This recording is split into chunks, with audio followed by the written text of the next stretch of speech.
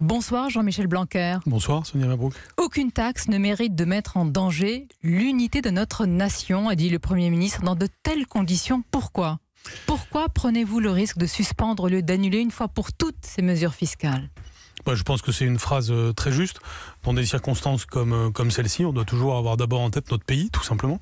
Notre pays, c'est ce qui compte. C'est ce que nous devons préparer pour l'avenir et pour l'avenir de nos enfants. Je crois que tous les Français ont été très choqués par ce qui s'est passé samedi dernier. Tout le monde fait la différence entre des revendications que l'on comprend très bien, des attentes, des désespoirs que l'on entend venus de différentes parties du territoire français, dont certaines parties se sentent oubliées, et on peut le comprendre. Et on fait la distinction entre ça et une violence qui se déchaîne, qui ne peut être justifiée en aucun cas. Et nous devons donc à la fois faire preuve d'un sens de la justice sociale et territoriale. Je pense que c'est le grand chantier qui est ouvert, parce qu'il faut tout de suite dire que certes, le Premier ministre a annoncé ce qu'il a annoncé sur les taxes, mais il y a aussi tout le débat qui va avoir lieu au cours des prochaines semaines pour avoir cette réflexion sur les territoires. C'est intéressant ce que vous dites. Pourquoi un débat ? Le Premier ministre a reconnu lui-même que la France est l'un des pays les plus taxés en Europe et dans le monde. Pourquoi alors ne pas tout remettre à plat tout de suite, ne pas saisir cette occasion de transformer une crise en opportunité pour vous ? Mais je pense que c'est tout à fait ça. Il faut que nous réussissions à faire d'un mal un bien, mais ce ne serait pas sérieux de prendre des mesures fiscales du jour au lendemain sans avoir tout le travail et de discussion et d'organisation qui est nécessité pour une telle vision. Mais je crois que une des choses qu'on doit tous très bien comprendre, et qui est d'ailleurs totalement conforme à ce que Emmanuel Macron a eu comme engagement pour la présidence de la République, c'est qu'on doit baisser les impôts en France, c'est une évidence. Le problème ne date évidemment pas des 18 derniers mois, bien au contraire. Le matraquage fiscal a été une réalité des années 2010 très fortement.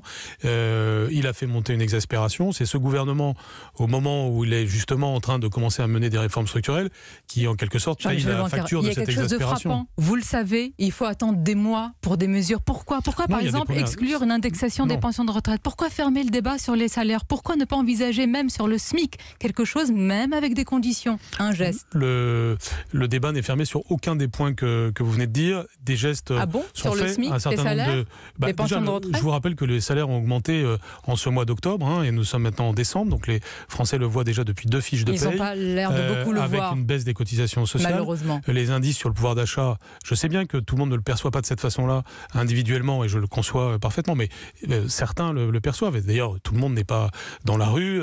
Il faut aussi, c'est ce que je fais sur tous les sujets, entendre ceux qui ne sont pas dans la rue. C'est vrai, ceux qui ne sont pas dans la rue, Jean-Michel Blanquer, ils sont 75% des Français à soutenir ce mouvement. Ça doit vous interpeller. Je pense que c'est évidemment quelque chose qui va changer à partir d'aujourd'hui, parce que le gouvernement a fait un geste important précisément pour créer ce climat de discussion. Vous avez un gouvernement qui dit « nous sommes ouverts à toutes les discussions, il n'y a pas de tabou », et qui prend d'emblée 3 mesures qui sont très significatives pour montrer que, en effet, il faut faire une pause sur ces enjeux de taxation du carburant. Au moment où vous parlez, beaucoup estiment que les annonces faites à peine ce matin, sont déjà dépassées. Est-ce qu'il n'y a pas un problème de décalage, même au moment où vous me parlez justement de votre parole, la parole en général, de l'exécutif qui ne prend plus, qui n'imprime plus ? Je pense que d'ailleurs, vous avez un rôle à jouer, vous, les journalistes. Regardez la tonalité que vous êtes en train de donner, c'est pas la peine de s'énerver. On peut être très calme. Mais je vous pose les questions très calmement. Non, mais je pense que l'ensemble, vous savez, le sujet n'est pas que le sujet du gouvernement dans des circonstances comme celle-ci, c'est le sujet de nous tous, de tous ceux qui nous écoutent, le sujet des médias, des réseaux sociaux. Les Français vous demandent d'abord plus de pouvoir d'achat avant de parler des médias. Il est très facile d'être dans l'impatience, d'être dans l'invective.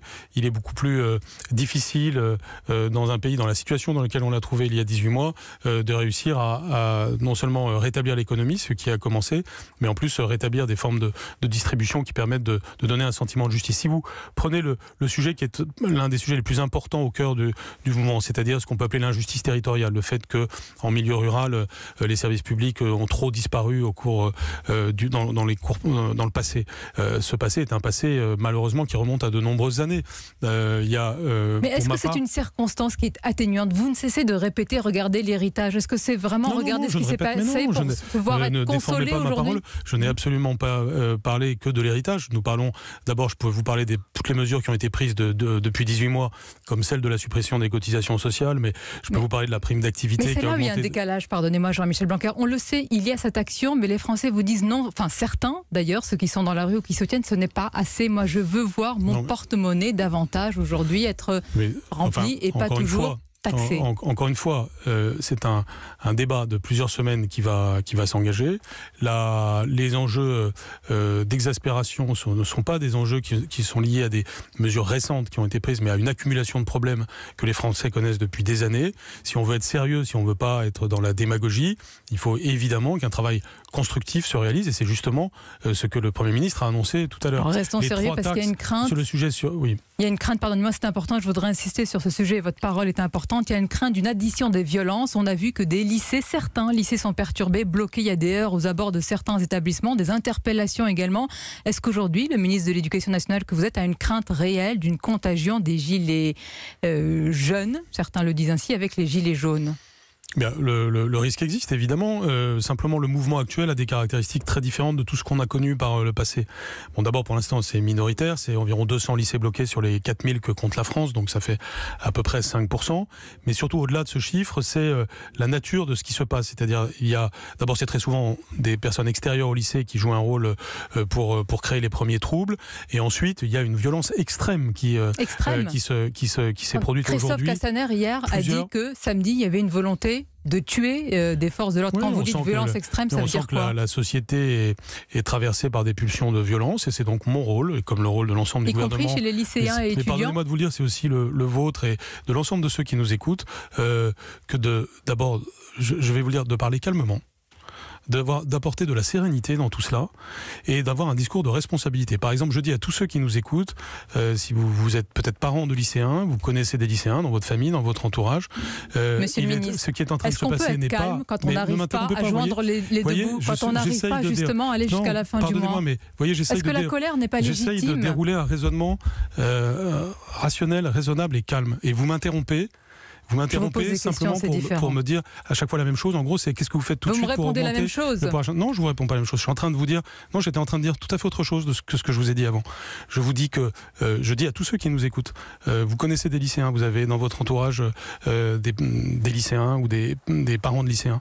Le message aujourd'hui, c'est attention, il y a des problèmes de sécurité importants qui se sont posés hier et avant-hier. Il est extrêmement important de ne pas être dans ces logiques de blocage et de violence qui se sont produits ces 2 derniers jours. Le mouvement des Gilets jaunes n'a rien à voir avec les lycéens. Lorsque des lycéens sont allés vers les Gilets jaunes ces derniers temps, très souvent les Gilets jaunes leur ont dit allez étudier, parce que c'est des personnes de bonne foi qui ont dit ce n'est pas le sujet, n'allez pas vous nuire à vous-même. Vous appelez au calme parce qu'il y a des risques de violence, vous avez dit extrême. J'appelle au calme parce que on voit bien qu'il y a dans certaines parties du territoire des gens qui se sont organisés pour la violence, et que donc bien entendu d'abord nous faisons respecter l'autorité. Aujourd'hui dans le Val d'Oise il y a eu un grand nombre d'arrestations parce que précisément il y avait des jeunes qui s'adonnaient à la violence, et nous serons très fermes mais en même temps il faut que l'ensemble de la population se responsabilise. Une démocratie, c'est aussi un enjeu de maturité de l'ensemble des citoyens. Vous avez parlé de calme. Est-ce que le président de la République justement ne doit pas appeler davantage au calme, prendre la parole? On n'imagine pas aujourd'hui ne pas entendre le chef de l'État expliquer plus profondément ce qui se passe dans le pays, sa vision des choses. Son silence est frappant depuis quelques jours. D'abord, par rapport au point précédent, parce que je voudrais compléter là, je voudrais quand même rendre un hommage vraiment très appuyé aux forces de l'ordre. Elles ont fait un travail absolument exceptionnel ces derniers temps. Ça a encore été vrai aujourd'hui. Les violences qui sont exercées vis-à-vis d'elles sont inacceptables, et on a de la chance d'avoir les policiers, les gendarmes et les pompiers que nous avons en France aujourd'hui. Le président de la République est au travail, évidemment. Il est aussi sur ces sujets d'ordre public avec le Premier ministre et le ministre de l'Intérieur. On n'imagine pas qu'il ne soit pas au travail, Jean-Michel Blanquer. On a un respect des institutions lorsqu'on a le Premier ministre en tant que chef de gouvernement qui fait les annonces qu'il a faites, et bien entendu le président de la République s'exprimera dans les prochains temps, mais c'est justement pour fixer le cap de ces mesures futures qui vont exister à la faveur du débat qui a été enclenché par le Premier ministre. Pour conclure, avant de vous laisser en compagnie de Mathieu Béliard et de nos auditeurs, une question. Vous ne venez pas du monde de la politique. Plus personnellement, est-ce que vous êtes vous-même, on sait qu'au sein de la République En Marche, il y a beaucoup de députés qui ont des véritables doutes. Certains racontent que le Premier ministre est ébranlé lui-même. On peut être ébranlé dans ses convictions. Est-ce que vous l'êtes également? Est-ce que vous êtes un peu dérouté par ce qui se passe? Non, si je me suis engagé auprès d'Emmanuel Macron, c'est parce que j'ai vu avec ce qui s'est passé en 2017 une grave crise de la société française, que le dépassement de cette grave crise, c'était le dépassement du clivage gauche-droite en particulier, c'était la capacité d'apporter des solutions concrètes et pragmatiques pour la justice sociale justement, et la justice territoriale. Je lis très fortement les deux. C'est pour ça que vis-à-vis du mouvement des Gilets jaunes, je me sens assez à l'aise parce que je comprends une bonne partie de ce qu'ils disent. Et je fais vraiment la distinction, la distinction entre ces aspirations qui en réalité correspondent à celles que nous pouvons avoir et encore une fois les mouvements de violence. Donc maintenant, une main a été tendue vraiment très fortement pour pouvoir avoir les discussions au cours des prochains temps.